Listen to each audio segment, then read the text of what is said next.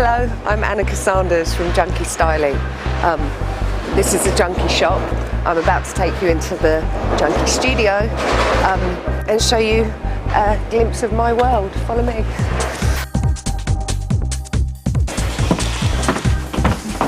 Today I'm going to show you some recycled designs using some knitwear, but very simple for all different levels of technical ability. The first one I'm going to show you is demonstrate seeing things differently, literally turning a cardi on its head and still using the existing fastenings, so there's no trouble with buttons and buttonholing, and turning it into a cute little shrug and taking the sleeves off. So you can do this, you can apply this to any cardi. I've got a couple of different ones here that are actually quite vile in their state as cardigans, but when turned on their head, and this can be applied to anything, it can be applied to jackets and shirts, when turned on its head and the existing fastenings being used. And also there's an element for adjustment because you have buttons and buttonholes, so you could button them to different if you need, if you're more blessed than this particular mannequin in the chest department. And we can apply some ruches here, so you get the gist just on a mannequin how that could look. The sleeves obviously are in the wrong direction, so you don't want a cardi with the arms up like that, so you slice them off. Best way to cut anything up is turn it inside out. If I'm going to disregard these sleeves, then it's best for me to cut the sleeve side and leave the edge still attached to the garment. Luckily, this is the kind of garment that can be unpicked. Okay, right, sleeves off.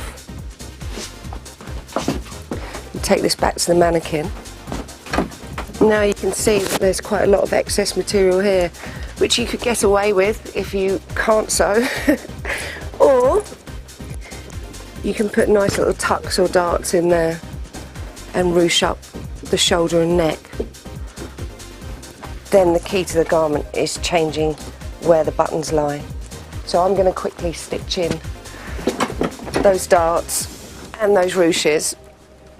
A good way to mark where you're going to put your darts for a bust would be by turning the garment inside out and pinching it where you need it and pinning it or marking it with wax. And you can do this on one side and then mirror it onto the other. Now with knitwear, the best way to sew it is using an overlocking machine. But if you just have a domestic sewing machine at home, a zigzag stitch will do. But just for the purposes of this demonstration, I'm going to straight stitch it. As I said before, you can do it on one side and then mirror it to the other. You can tell I like to do things very quickly and by sight. I'm going to mirror it across to the other side of the garment.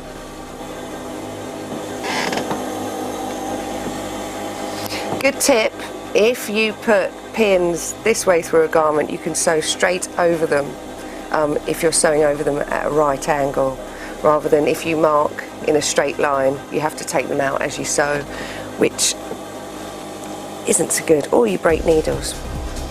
So I'm just marking the start and the finish of the dart on the other side. And through my wealth of experience and the lines on my sewing machine, I can measure how deep the dart needs to be. And this particular design isn't so much about the sewing element, it's more about seeing things differently and turning things on their heads and then affecting a design through it. The beauty of knitwear is it can be manipulated and draped and look good even if you can't sew. I'm just going to quickly add the ruches in the side of the neck, and when I put it on the mannequin you'll see why. But you could hand stitch this bit in, both elements that I've just stitched. It's very simple but just effective. So I'm literally going to pinch the fabric together and overstitch it just to create that drape running through the back of the neck. It gets a bit thick, so hand stitching it is always quite a good option. If you want to get a nice effect like that, that's what you need to do. I'm just going to do that on the other seam, which when held the right way up are the two back seams running down the back.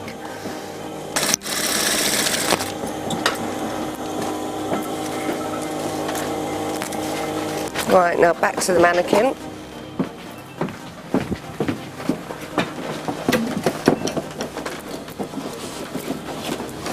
And we can see this taking a much better shape now.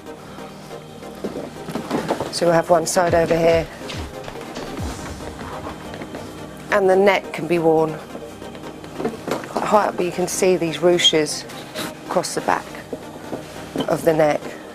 I'm just going to pin this in place here to show where you'll remark the buttonholes. Now you can reattach the sleeves, but because, as I showed you before, when you turn a cardigan upside down, the sleeves are then in the wrong direction, we just turn them round. But we also have to account for this dart that we've taken out. Luckily knitwear stretches, but we would reinsert this here, and then you have your long sleeves on it. I prefer with my one